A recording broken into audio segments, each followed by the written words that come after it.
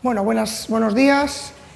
Como los que ya me conocéis, llevo años en el área de investigación, pseudoperiodistas, pseudopolíticos, pseudolaboratorios, no hacen más que darnos caña por todos lados, que no paran de pedir evidencias científicas. Vamos a darles otro argumento, a ver si nos dejan un poquito más tranquilos, porque se aproximan tiempos bastante oscuros para lo que viene siendo toda la terapia alternativa, que está regulada en casi toda Europa ya, menos España e Italia. No sé a qué esperan nuestros políticos a hacer unos programas decentes, tipo máster, tipo graduados, como en el resto de Europa y en el resto del mundo. Yo creo que no pedimos más. Y en vez de criticar tanto y tanta evidencia científica, pues que colaboren un poco y apoyen económicamente estudios científicos, que mucho decir y luego no apoyan con nada. Los estudios, o conoces laboratorios que te quieran apoyar, o evidentemente aquí nadie pone un duro. Eso sí, para criticarnos, a las puertas. Bueno, el estudio es un estudio que hemos llevado a cabo desde el año 2017 y 2018. Nos pusimos la fecha para entregarlo y presentarlo en este congreso, luego hablaremos en más países, pero este era el primero donde queríamos llegar y hemos llegado justitos. Para que os hagáis la idea, el estudio lo terminamos, los últimos datos nos llegaron el lunes por la tarde. Imaginaros, entre el equipo médico y estadista, lo que hemos tenido que hacer para intentar tener aquí las mayores gráficas posibles. Hemos hecho un esfuerzo brutal, porque casi no llegamos. La financiación viene de parte del laboratorio Suravitasan, a través de Ana Iparaguirre y el señor Jorge Osorio, que es el director del laboratorio. En 24 horas tuvimos un sí, adelante con el proyecto, sin ningún tipo de problemas, que es de agradecer. Y luego también quiero dar las gracias al señor Íñigo Uriarte, el estadista, que se ha matado día y noche para poder llegar al Congreso. Simplemente he puesto la imagen de intestino delgado, ¿no? Por supuesto no voy a hablar de ello, porque todos lo tenemos ya más que estudiado anatómicamente, en fisiología y patología.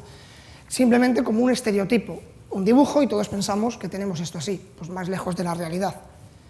Y el intestino grueso, más de lo mismo. Vemos un intestino y decimos, el intestino que tienen todas las personas. Pues esto ya sabemos todos que no existe. Si habéis tenido oportunidad de hacer disección real, vais a ver que el transverso muchas veces está aquí, el ciego está aquí, el descendente a veces aparece aquí y baja directamente a través del períneo totalmente recto. Estas son unas variables que no tienen nada que ver con la realidad, pero sí que tengamos en cuenta este estereotipo. Por eso los que me conocen, cuando me hablan del masaje, ya sabéis lo que opino yo del masaje cuando es visceral, sin un conocimiento profundo del sistema profundo visceral. Bueno, las paredes del colon, si tenemos un colon, por ejemplo un colon transverso, en un corte sagital, observamos microscópicamente y en algunos casos macroscópicamente unas capas que todos debemos de conocer, como son la capa mucosa, que se compone de 3. Esta es la luz, donde los expertos en hidroterapia somos los encargados en limpiar, aquellos que le dan prioridad a la limpieza. La lámina propia de esta mucosa, que hace que esa mucosa pueda ser flexible, y una lámina muscular que hace que se pueda contraer. Muy importante, porque en esta lámina y en otras dos que vamos a ver ahora es donde la hidroterapia realmente trabaja, esa fisiología de la que tanto hablamos y de la que tanto soy tan pesado. Capa submucosa, y tiene aquí un plexo muy importante, el submucoso, que es el que nos va a mandar, junto con el plexo de la capa muscular, nos va a mandar la información de cuándo haya que contraer o cuándo haya que relajar. Si esto no funciona, tenemos un problema. Muchos de los estreñimientos hay que dilucidar cuál es el problema, si es realmente un problema muscular o realmente un problema de información, lo que viene siendo intestino cerebral o cerebro intestinal. Aquí podemos tener una de las claves para saber cómo podemos ayudar al paciente, si viene de aquí o viene realmente muscular, desde la base de la fisioterapia. Musculatura muscular, tenemos dos, una circular, que nos va a permitir contracciones y cerrar la luz intestinal, y una musculatura longitudinal, que nos va a permitir un acortamiento. Cuando todas estas trabajan en conjunto, tenemos la famosa motilidad intestinal. No tiene por qué ser propulsora, eso todos los errores comunes. El intestino grueso se mueve tanto hacia adelante como hacia atrás, más hacia atrás que hacia adelante, paradójicamente. Lo mismo, más plexos que nos van a mandar información. Y el peritoneo, que luego hablaré un poquito de él para que entendamos cómo se sujetan todo el sistema visceral a la pared abdominal. Bueno, un epitelio de un intestino grueso saludable después de una hidroterapia de colon, donde vemos una vascularización correcta, un sistema venoso correcto, no hay ningún tipo de inflamación, no hay ningún tipo de materia fecal, un colon saludable, no hay pólipos, no hay divertículos, pues este es el objetivo que nuestros pacientes cuando vienen a consulta lo que buscan es tener un colon saludable. Si no hay patología, pues estamos a tiempo de alargarles la salud lo más posible. Si hay patología, pues intentar frenar el avance, incluso a veces hasta retroceder. Aquí estáis viendo los pliegues semilunares, tan famosos en las colonoscopias. Simplemente en histología os pongo un poquito la histología del intestino delgado y el grueso simplemente como comparativa. Vemos las vellosidades del intestino delgado tan famosas, estas son las células del colon y aquí podemos ver microscópicamente los famosos pelitos o vellosidades. Dentro de las vellosidades luego salen otras más pequeñas que haría falta ampliar con el microscopio electrónico, porque tendríamos los famosos villi con V, que son otras ramificaciones que hacen una absorción mayor todavía. Es decir, el intestino delgado lo que busca es la mayor absorción, no solo a través de una vellosidad, sino luego a través de las que estáis viendo aquí, que son los villi. Aquí lo podéis ver microscópicamente, una de las partes. Abajo, cada una de las células, aquí en el corte histológico se ve muy bien. Aquí pone enterocito, bueno, enterocito se llama vulgarmente a la célula del colon, no es muy correcto porque es una célula más dentro de las que hay en el colon. Esto en muchos libros de fisiología no está mal puesto. Y en el intestino grueso vemos que no tiene vellosidades, todo lo contrario, tiene unas criptas, las criptas del Lieberkühn, y aquí le he puesto esta imagen para que veáis cómo funciona el proceso de regeneración. Si abajo tenemos unas células que son las madre, aquí tenemos células madre y aquí tenemos células hija. Las madres van a ir muriendo ¿hacia dónde? Siempre hacia la superficie, para que el arrastre del bolo fecal elimine esas células viejas y haya una regeneración continua. Imaginar lo importante que es ir al baño todos los días, porque estamos barriendo continuamente el epitelio de células viejas. O la hidroterapia de colon, que tanto hablamos, lo mismo, vamos a hacer un barrido de toda la célula vieja. Entonces, acordaros del concepto que transmito aquí es célula madre y célula hija, una regeneración. Por eso en pacientes que se hacen hidroterapia de colon con frecuencia es muy complicado que tengan pólipos. Y me atrevo a afirmarlo aquí, como decía la doctora Pilar Gómez, que hay que tener cuidado con lo que decimos, pero esto es una realidad estadística. Cuando tienes miles de pacientes y observas que todos los que se cuidan desde años, ninguno tiene un solo pólipo, nos aventura a decir, desde la base de la fisiología, de decir, claro, si yo regenero mi mucosa, es muy complicado que haya un pólipo. Y si encima me cuido mi alimentación, más difícil todavía. Bueno, de células, ya que estoy aquí, puedo hablar pues, de los famosos enterocitos, las células caliciformes. Entre ellas secretan bicarbonato sódico, mucina, agua, sustancias anfóteras que van a permitir que si aquí hay materia fecal o alimento, que no entre en contacto con la mucosa, para que ésta no se vea abrasada. Fijaros lo importante que es tener un buen ciclo de células sanas. Si no hay células funcionando, caliciformes y enterocitos sobre todo, no va a haber una superficie de deslizamiento. Por eso aquí siempre vamos, cuando un paciente viene con estreñimiento ya tenemos que pensar, vale, no va bien al baño, yo ya sé que la flora la tiene mal y encima sé que tiene mucho riesgo de que las células no estén secretando bien mucina. Por lo tanto, seguramente va a haber mayor riesgo de colitis o ulceraciones. Y si encima no hay flora, las células no van a secretar el moco correcto. Si no hay moco correcto, ¿cómo se va a formar bien la materia fecal? ¿Cómo vamos a tener el bolo fecal bien formado? Es imposible. Nos sobrarán las famosas heces en forma de bolita, los famosos estílabos o heces caprinas. Pues todo viene desde aquí. Si no hay mucina, jamás se van a formar bien. Y encima el tránsito es lento, una absorción continua de agua, totalmente deshidratadas. Mayor estreñimiento, mayor problema que vamos a tener con esto. Ante la pregunta, ¿qué va primero, qué va después? Pues aquí yo creo que nadie tenemos la respuesta. ¿Qué fue primero? La flora baja, el déficit de células activas, el ir al baño para después, ahora no que no tengo tiempo y hago una relajación adaptativa del colon. ¿Qué fue primero? Pues no lo sabemos. Pero sí es verdad que si vamos trabajando todos los campos, llega un momento que dices, anda, si voy bien al baño. Mecanismos endocrinos del control de la motilidad. Me parece muy interesante y es algo que todos los terapeutas debemos tener muy en mente, sobre todo a la hora de citar a un paciente o cuando esas terapias no van bien. Dices, este paciente es que no consigo arrancar con él. Pues hay que tener en cuenta el sistema de hormonación. La colecistoquinina, principal inhibidor del vaciamiento gástrico y regulador de la saciedad. Muy importante, sin esta hormona no vamos a empezar, entre comillas, la digestión. Es el que da el aviso al páncreas y a la vesícula biliar de decir, a trabajar. Si tú trabajas bien, el bolo fecal va a llegar muy bien al duodeno y el duodeno va a tener simplemente que secretar sus enzimas. Todo funciona correctamente. Si estos dos órganos no funcionan correctamente, ya el alimento no va a estar bien digerido.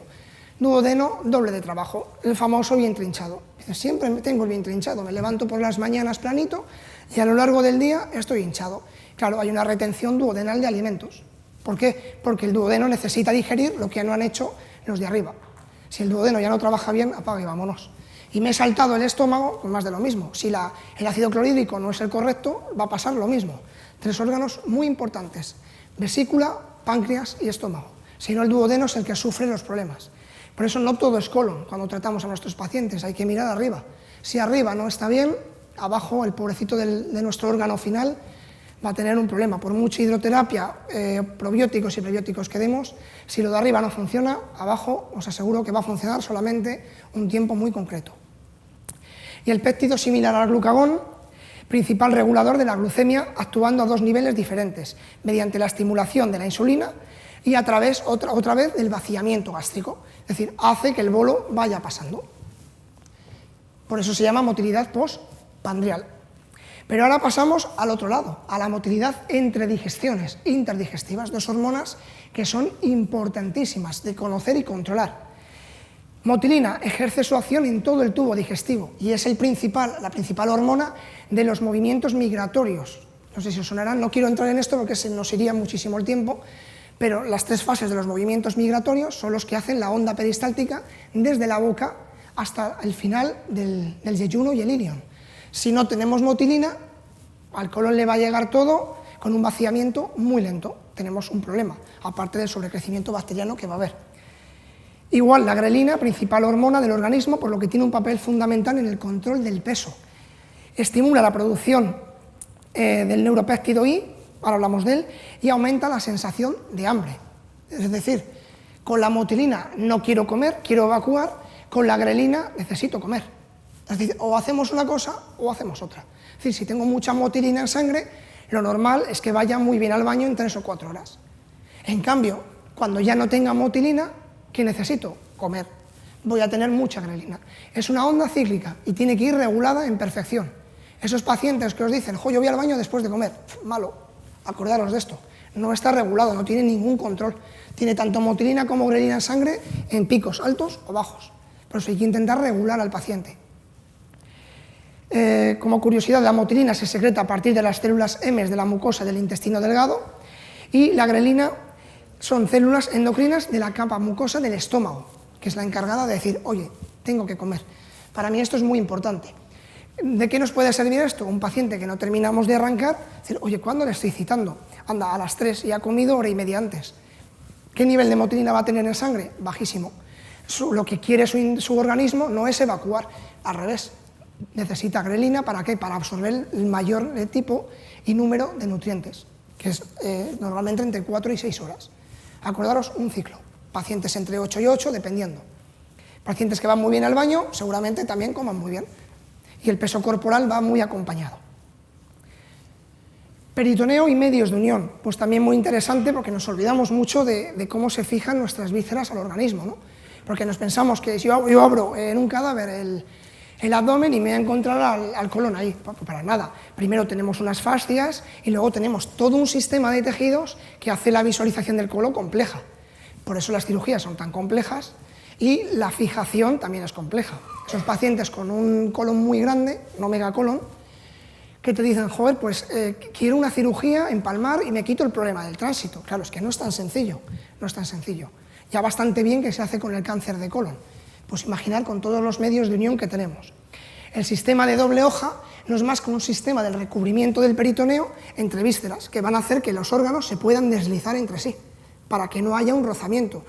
¿Os imagináis un estómago rozando con la cabeza del páncreas o con el colon? En 10 años estaríamos muertos, el desgastamiento sería brutal. Están recubiertas por unas hojas que permiten un deslizamiento perfecto. El sistema ligamentario, el sistema de suspensión. Sin los ligamentos, las vísceras se caerían. No es más que recubrimientos del peritoneo, pero alargados. Sistema ligamentario. En vísceras, unen vísceras, el sistema óseo unen huesos. Sistema de los mesos, pliegues del peritoneo que unen los órganos a la pared del abdomen. Si no fuera por los mesos, los intestinos se nos caerían. Cuando tengamos a la mente un paciente con el vientre muy hinchado y caído, ya tenéis que saber que cómo tendrá los mesos, totalmente dilatados, patológico. No están haciendo ningún tipo de agarre, muy característico de lumbalgias. Si no se trabajan a la vez, el paciente va a tener siempre una lumbalgia, una lordosis pronunciada. ¿Por qué? Porque sus vísceras se están tirando hacia adelante. Mesos tenemos dos, que son el mesenterio y el mesocolon. No voy a hablar de ellos para no alargarme, simplemente que el mesocolon es la porción visceral y el mesocolon sigmoideo que se une al sigmoideo y el mesocolon transverso que se une al transverso. Y el sistema de los omentos, pliegues del peritoneo que unen dos órganos entre sí y desempeñan un papel importante vascular y nervioso, muy importante, como son el epíplo mayor o gastrocólico y el epíplo menor o gastrohepático. Dos ligamentos que nos van a unir el colon y el estómago para que nuestras asas no se caigan. Fijaros qué importancia la osteopatía visceral o la fisioterapia visceral cuando esto está en orden. Y la presión intracavitaria y el efecto turgor, de los grandes olvidados en medicina, no lo entiendo por qué. Yo hago mucho hincapié a los pacientes de que esto es un auténtico reloj, por eso cuando tenemos una cirugía, la presión intracavitaria ha desaparecido. Tardamos meses en recuperar una presión perfecta. Fijaros si es sensible la presión intracavitaria de nuestro reloj interno. ¿Qué nos pasa cuando montamos en un avión? Que mucha gente dice, no voy al baño en 3 o 4 días. O me hago un viaje en coche y he subido un puerto, pues llevo 2 días que no voy al baño. Acordaros, presión intracavitaria. Esto es un reloj de una presión absoluta y perfecta. Cuando esa presión varía, el órgano no va a poder contraerse, porque no sabe qué presión utilizar. Necesita unas horas o unos días, según el paciente, para normalizar sus presiones y poder ir al baño. Imaginaros azafatas y pilotos. Cuando nos vienen a consulta ya sabemos que va a ser una terapia normalmente difícil, porque tiene una presión intracavitaria o efecto turgor totalmente o exacerbado o en hipofunción. Pues simplemente una imagen de un tipo meso. Aquí estamos viendo un mesocolon transverso, cómo se une, para que fijéis la complejidad en una cirugía. ¿Vale? Vamos a centrarnos ahora en el estudio que hemos realizado. Me limitaré a leer un poco, odio llevar papeles, pero cuando hay un estudio no me queda otra. Luego lo explicaré lo más sencillito posible. Mi objetivo con este estudio fue súper simple. Demostrar si la hidroterapia de colon mejora la propulsión del colon o no, así de simple. Es decir, yo tengo un tránsito de X horas y tengo un tránsito de X horas después de la hidroterapia. ¿He mejorado? Sí, perfecto, la hidroterapia funciona. ¿No ha mejorado? Pues la hidroterapia no me funciona. Así se puede resumir, súper sencillito. Igual que el estudio anterior de 2016, que ya lo tenéis en nuestra página web para quien lo queráis utilizar, lo podéis utilizar sin ningún tipo de problema. Nos llevó 3 años y en la elección de los pacientes fue muy difícil. En este ha sido muy fácil, porque el único requisito era buscar pacientes estreñidos. Imaginaros, en un mailing, la respuesta que tuvimos de decir, madre mía, hay que seleccionar. Facilísimo, porque el estreñimiento hoy en día pues es lo que vemos en consulta. Objetivos del estudio: monitorizar y observar la fisiología intestinal antes y después de una hidroterapia de colon para valorar el efecto que sostiene de esta terapia sobre la fisiología del intestino grueso. Monitorizar y observar la fisiología intestinal con la toma de probiótico para valorar el efecto que se produce sobre el intestino grueso. Lo mismo, si hay probiótico, tenemos que meter placebo. Si no hay placebo, nos lo tiran para atrás. Cualquier congreso científico o evaluación científica. Tienen que ir siempre de la mano, y es evidente. Porque si yo no distingo entre un paciente y otro y doy probióticos, siempre van a decir, claro, es que fue el probiótico. Entonces, por eso hay que hacer 2 tipos de grupos de pacientes. Y demostrar de forma empírica y analítica por primera vez si la hidroterapia de colon perjudica la motilidad intestinal o la mejora. Muy sencillito. Como curiosidad, este estudio surgió la idea, hicimos una presentación para una universidad a raíz del otro estudio que tenía en 2016, creo que muchos os acordaréis, el de microbiología intestinal, y nos lo tiraron para atrás el llevar a cabo la hidroterapia de colon moderna formativa en universidad, porque nos dijeron, sí, el estudio está muy bien, es el primero, es verdad, pero tu estudio no demuestra si la hidroterapia de colon es buena. En resumen, no vale para nada, Digo, muy bien. Se está demostrando que no es mala, pero no demostrábamos que era buena. Entonces me quedé con una cara de decir 3 años de trabajo para esto. Y dándole vueltas dije, bueno, pues hay que trabajar en el otro lado. Vamos a hacer ahora no una demostración de si es mala, vamos a ver si realmente funciona la motilidad intestinal. Entonces de ahí surgió la idea. Tránsito colónico con marcadores radiopacos.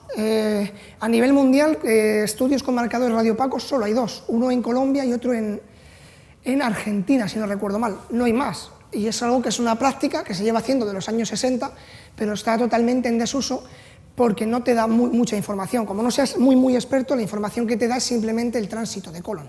¿Cuántas horas tardo en evacuar lo que como? Entonces, a muchos doctores les da absolutamente igual, y a muchos pacientes lo mismo. ¿Para qué me sirve decirte que sí, tienes un tránsito lento? Te va a contestar el paciente, ya lo sabía, para eso he venido aquí.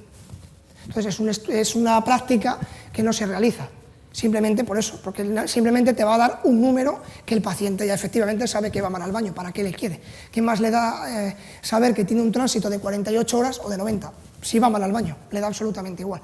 Por eso está totalmente en desuso y yo aproveché la idea del tránsito colónico para poder visualizar y contar esos marcadores antes y después de una hidroterapia de colon.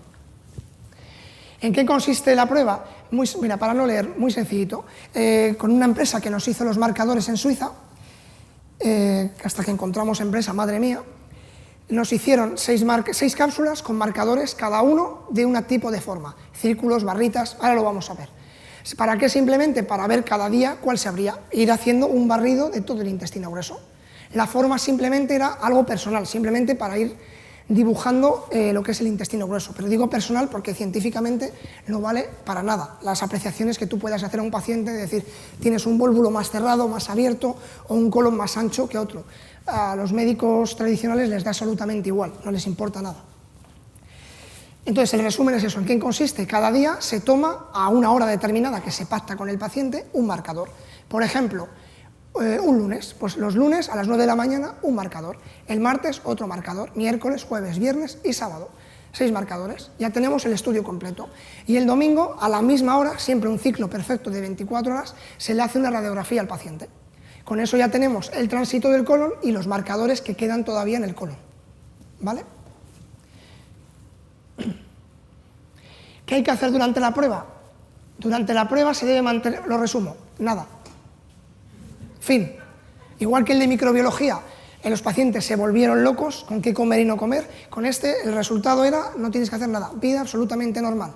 Cualquier cambio que hagas va a falsear la prueba. Es decir, si te mando un marcador y te tomas un laxante, pues no hay marcador, no me sirve de nada. La misma vida que llevas antes la tienes que llevar después, durante el estudio que duraba 4 semanas. Así de simple. Esfuerzo, como veis, del paciente, 0. Objetivos y beneficios que se esperan obtener. La prueba tiene como objetivo estudiar las alteraciones que se originan en el estreñimiento crónico, esto es mentira, refractario a los tratamientos habituales. En medicina no sirve para nada, te van a decir, sí, tienes un tránsito colónico lento, muy bien, y te vas por la puerta con la misma cara que has entrado, ¿vale? Por eso os digo que está totalmente en desuso. Lo importante es ir un pasito más para allá, visualizar, ver tamaños, ver dónde puede estar fallando el colon. Mira, aquí tenéis las cápsulas que nos hicieron, ¿vale? La cápsula 1, 2, 3, 4, 5 y 6 iban numeradas por detrás. La cápsula 1 llevaba 10 barras, la 2 10 esferas, 10 anillos grandes, 10 cubos, 10 anillos pequeños y otra vez 10 barras para saber el principio y el final. Muy sencillito, cada día iban tomando una a la hora pactada, esfuerzo ninguno. Luego hay que hacer una fórmula un poquito compleja, que no vamos a entrar en ella, para obtener el tiempo de tránsito colónico. Protocolo de inclusión, lo único que pedíamos eran pacientes con estreñimiento de más de 5 años de evolución. Simplemente eso, tirar de historial y seleccionar. Tú y tú. Haces un mailing, ¿cuántos te responden? 200, pues hay que seleccionar. Hicimos un volumen de 30 pacientes, que es lo normal que se suele pedir. Luego hay críticas, que es muy gracioso, lo hablaba antes con el doctor Rodolfo, laboratorios químicos que dicen es que el volumen de 30 es pequeño. Y digo yo, pero cabrón, si los químicos los hacéis con 12. Entonces, ¿cómo me estás diciendo esto? La mayoría de industrias farmacéuticas, los estudios que hacen con química son de 10 y 12 pacientes. Entonces, que no nos vengan a contar cosas que no son. Y bueno, simplemente que están en el protocolo de inclusión no pueden estar en el protocolo de exclusión. Estar fuera del intervalo de edad, haber ingerido cualquier tipo de antibiótico, efectivamente, no haber ingerido prebiótico y probiótico, estar sometido a cualquier tratamiento medicamentoso, embarazo, por lo de siempre. Ya sabéis que si una paciente embarazada se hace una hidroterapia de colon y esa señora la atropella un coche, es culpa de la hidroterapia de colon. Patologías agudas de colon, colitis hemorrágicas, sospecha de perforación, intervención quirúrgica, hipertensión severa abdominal, hernia abdominal, neoplasia de colon, antecedentes de síncope cardíaco, insuficiencia renal, cirrosis hepática, epilepsia, enfermedades psíquicas graves como la psicosis, necrosis, evidente, anemia segura y gran labilidad neurovegetativa. Sentido común, es decir, pacientes sanos. Instrucciones, ya las he hablado antes, aquí las tengo ahora las 3 fases muy marcadas. Se procede llevando los siguientes pasos, os aseguro que es súper sencillo, comparado con el otro que fue un infierno, este ha sido hasta en algunos momentos divertido. Primera parte, primera ingesta de los marcadores radiopacos. Durante 6 días, a las 9 de la mañana, se toman los marcadores y el 7º día se realiza una radiografía a la misma hora. Esto no ha sido así con todos los pacientes, tenemos pacientes a nivel de todo el mundo que han querido venir, entonces hemos tenido que pactar con ellos las horas, más que nada porque la radiografía, claro, el centro médico no está abierto las 24 horas del día, entonces no ha sido fácil con algunos pacientes intentar sincronizar los cambios de vuelo, los horarios, pero bueno, una vez pactadas las horas, se ha seguido a rajatabla. Segunda parte, entrada a la hidroterapia de colon, hicimos 3 hidroterapias de colon por el estereotipo aburrido de las 3 sesiones, separadas 48 horas, se comienza la ingesta de probiótico o placebo. Aquí damos al paciente o un probiótico o un placebo, que ahora hablamos de él, y se tomará 1 al día durante 30 días, y siempre en ayunas. Aquí os iba a hablar...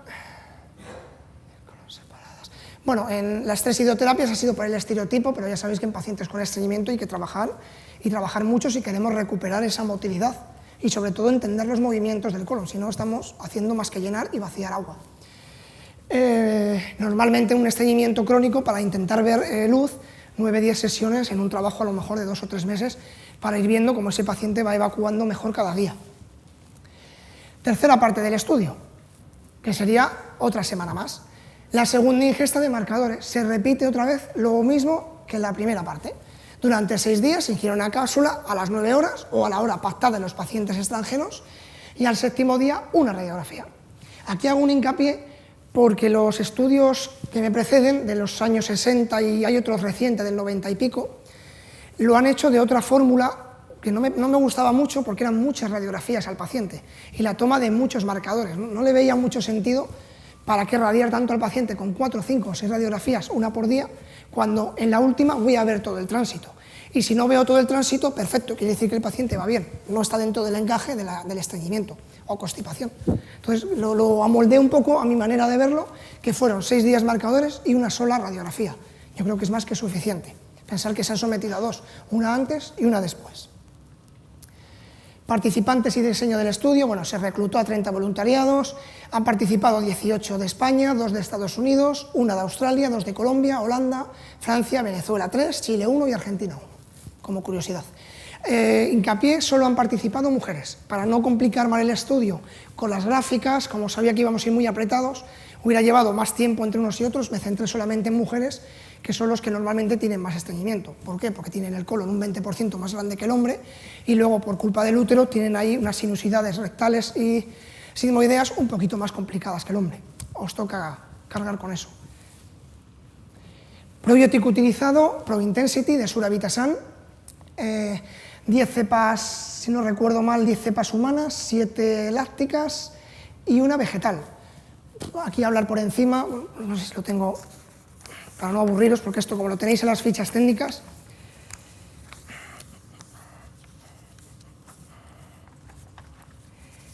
Cepas humanas que utilizamos, fundamentales para el rendimiento inmune y la permeabilidad selectiva dentro del intestino. Las lácteas, que se obtienen a través de la leche de vaca, sin trazas, podéis estar tranquilos, que es la pregunta característica. Van muy bien para los trastornos digestivos, por ejemplo, las intolerancias a la lactosa. ¿Por qué? Porque el ácido láctico perfora un poquito la lactosa, por lo tanto la necesidad de lactasa va a ser menor. Entonces a esos pacientes que a veces les sientan mal los lácteos y no quieren tomar lactasa, pues tómate un probiótico y sales del paso sin abusar de la lactasa. Y cepas vegetales que prosperan sin oxígeno, lo que les permite combatir el crecimiento y la actividad de las bacterias productoras de gases, muy común en el colon irritable. La cepa vegetal utilizada es la Plantarum, no sé si está por aquí, la R1012, como curiosidad, se utiliza mucho para el colon irritable, hinchazón y malestar abdominal, estudio científico que lo corrobora, colitis ulcerosa, estudio científico que lo corrobora, regula la respuesta inmune y es beneficiosa en el tratamiento de la dermatitis atópica en niños, estudio que lo corrobora, efectos inmunomoduladores en ancianos, reduciendo el número de infecciones, estudio que lo corrobora, mejora los síntomas gastrointestinales durante el tratamiento de antibióticos, estudio que lo corrobora. Podría seguir, pero nos iríamos a 2 folios, lo dejamos aquí. Simplemente los pacientes han tomado una al día durante 30 días. Probiótico que va muy bien para el estreñimiento y enfermedades inflamatorias, es espectacular. Se me ha olvidado comentaros que lleva calostro bovino, un gran antiinflamatorio, ¿vale? No solamente un probiótico de la parte derecha del colon, también es un poquito antiinflamatorio.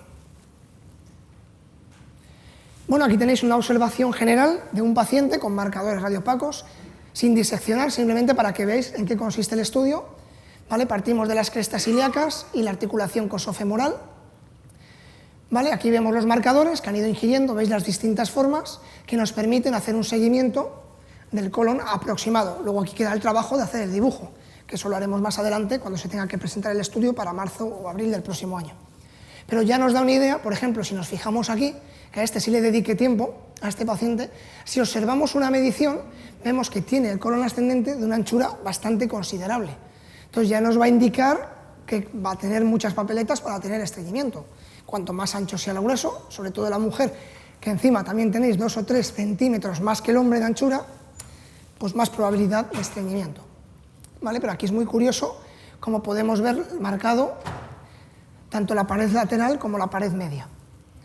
Observar también hasta dónde sube, esto es muy curioso, el ángulo esplénico, ¿vale? Estamos hablando de la 4ª, 5ª y a veces hasta, séptima, 8ª y 9ª costilla. Fijaros qué barbaridad, para que me entendáis. Esto es una de las cosas que más me ha sorprendido a mí. Pacientes con el ángulo muy alto. Imaginaros si está el estómago, la presión que ejerce ahí, cómo va a estar, si la persona come mucho y va mal al baño, cómo va a estar este segmento de aquí. Esto es muy anecdótico, o en pacientes cuando empezamos a llenar, no terminan de evacuar y tienen síntomas de náusea. Ya sabéis por lo que es. Hay una presión en el ángulo y si encima no ha venido en ayunas, imaginar el problema que tenemos. Simplemente, predominio del hemicolon derecho. Observar que aquí no hay nada, bueno, en la parte final, ahora hablaremos de ella, pero simplemente se clasifica como un predominio del hemicolon derecho. Predominio del hemicolon izquierdo, un paciente que parece que evacúa muy bien porque solamente tiene marcadores en el lado izquierdo, la parte más rápida del tránsito colónico. Ningún tipo de patología, ningún tipo de problema. Obstrucción del tubo de salida, pacientes que nos acumulan abajo. El intestino se mueve muy bien, fijaros aquí las asas, las austrias, cómo se marcan muy bien. Aquí se vuelve a marcar en toda la musculatura del psoas. Y observar la obstrucción del tubo de salida. Pacientes que retienen muchísimo abajo, muy característico de esas heces fecales que se impactan abajo. O pacientes que obstruyen cánula, va todo un poquito por aquí. Pero hay que tener en cuenta que esto funciona bien. Ya sabemos que solo hay que trabajar aquí, facilito. Un estereotipo del colon, he puesto esto porque es muy marcado a la imagen que volvemos, acordaros la que os he puesto antes, estereotipo del colon, ¿verdad? Sube, derecha, baja, izquierda. Observar. Colon ascendente me sube, fijar dónde está el ciego, casi en el músculo psoas ilíaco, poco más se nos va la inserción, fijaros qué barbaridad. Mirar dónde tiene el ángulo hepático, mirar dónde está el colon transverso, ¿vale? Para que hablemos de que el colon transverso está aquí. Observar que como para ir bien al baño, ¿verdad? Mirar dónde tiene otro ángulo, por eso cuando hablamos de 2 ángulos yo me río del ángulo hepático y derecho, si hay mujeres que tienen hasta 6. Ángulo, sin nombre, no le vamos a poner nombre, nos baja por debajo, sube por detrás, vuelve a subir hacia arriba, nos baja por delante, menos mal, baja de golpe, perfecto, menos mal, porque si no los peristaltismos aquí serían muy difíciles, menos mal, y baja totalmente recto, casi no tiene sigmoideo, hacia el recto. Un paciente que esta parte por suerte la atiende muy bien, todo el hemicolon izquierdo, pero de la parte más externa, hacia el ciego, fijar cómo lo tiene. Pues un paciente característico, muchísimo retraso aquí, va a haber muchísima absorción y aquí, por suerte, va a haber una gran aceleración del tránsito colónico. Por lo tanto, un paciente que la hidroterapia de colon le va a ir muy bien. Pero si no evacúa bien, el problema que va a tener es una deshidratación profunda, porque nos va a llegar todo de tantas horas de tránsito totalmente deshidratado. Entonces aquí tenemos cara y cruz de un paciente con estreñimiento. En este caso, evidentemente, ya sabemos lo que tiene el estreñimiento. Tiene una motilidad muy reducida, normal. Un tránsito, pues casi el doble que cualquier otra persona. Fijaros aquí, si sumamos, a lo mejor aquí tenemos 80-90 centímetros, si lo alargáramos. Un extra que tiene que recorrer el bolo fecal.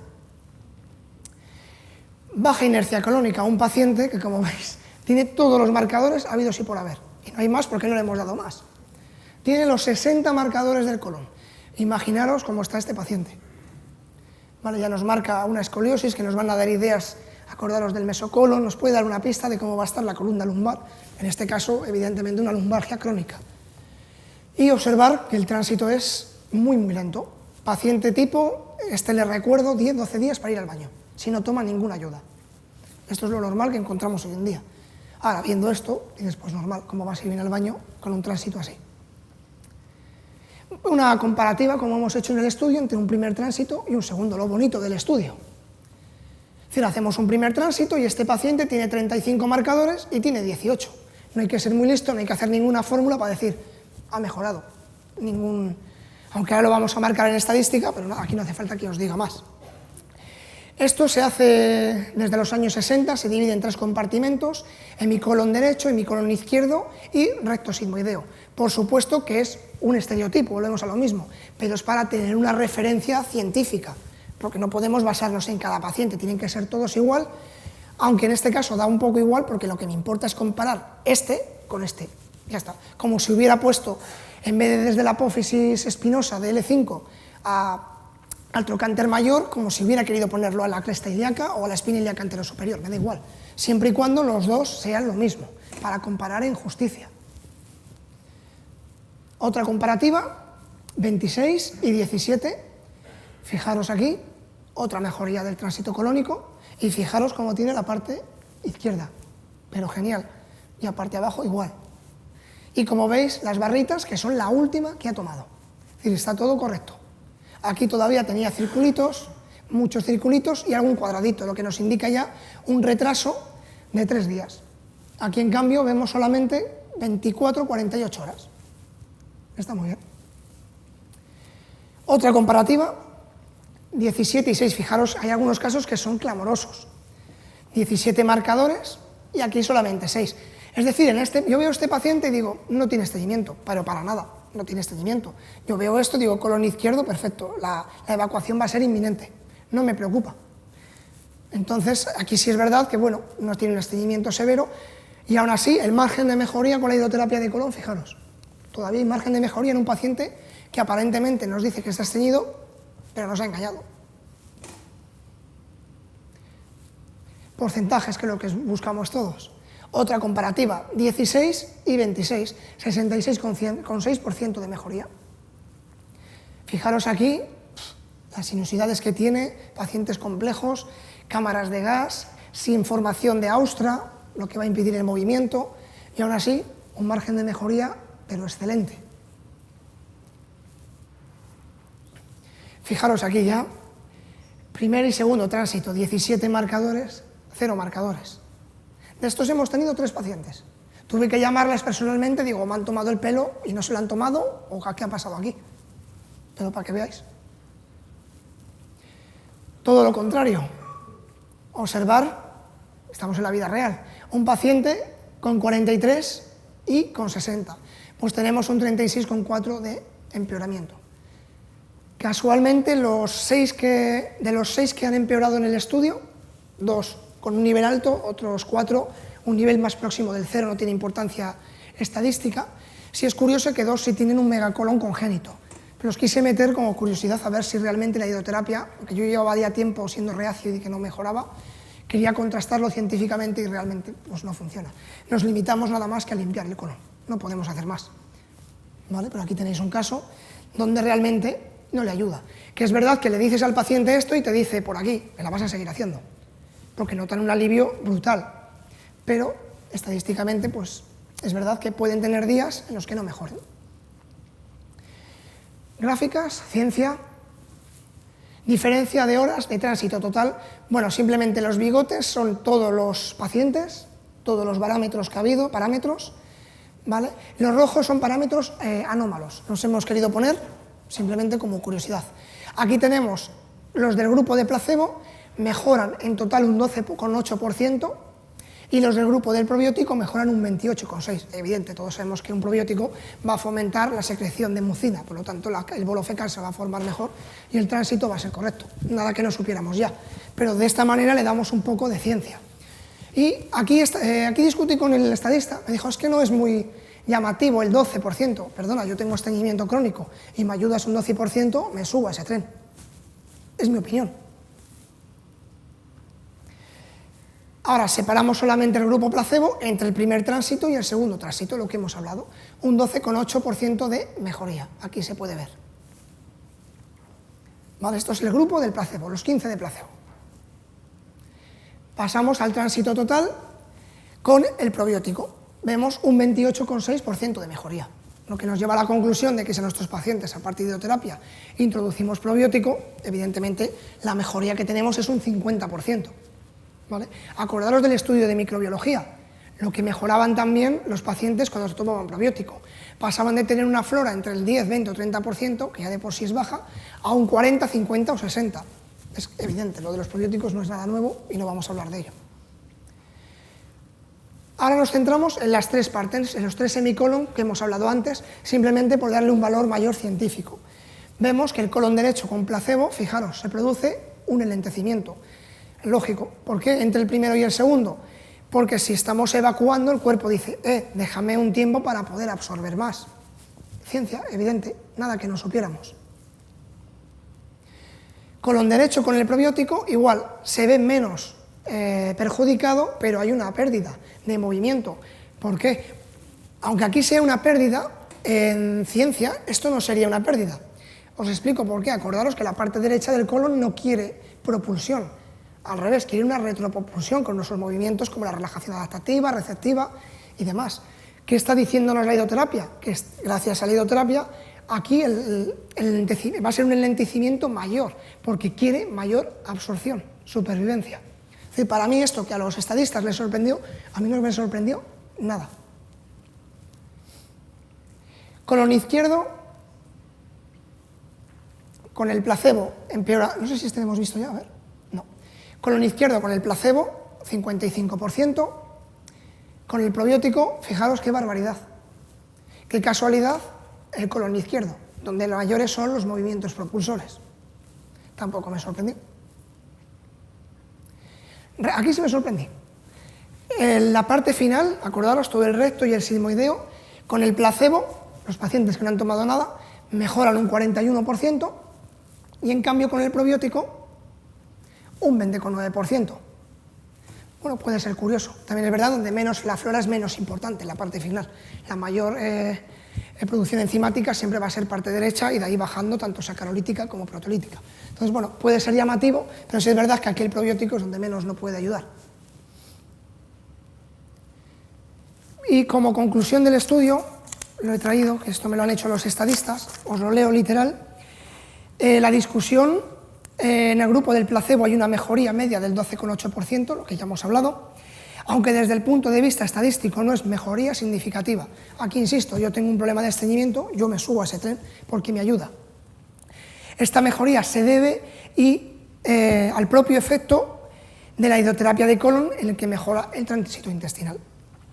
Diversos estudios han confirmado los efectos beneficiosos sobre el estreñimiento de diversas cepas de probióticos como bifidobacterias y lactobacilos. Lo tenéis en el estudio anterior, lo podéis ver en el dossier. El grupo tratado con un suplemento de probiótico mejora significativamente el tránsito intestinal, reduciéndolo en una media del 28,6%, casi un 50%, duplicando la eficacia de la idoterapia de colon. Nos hace mejores todavía. La mejoría en el tránsito se da especialmente en el colon izquierdo, mejorando un 50%. Aquí quiero hacer otro hincapié, porque los estadistas son estadistas, nosotros somos profesionales de lo nuestro.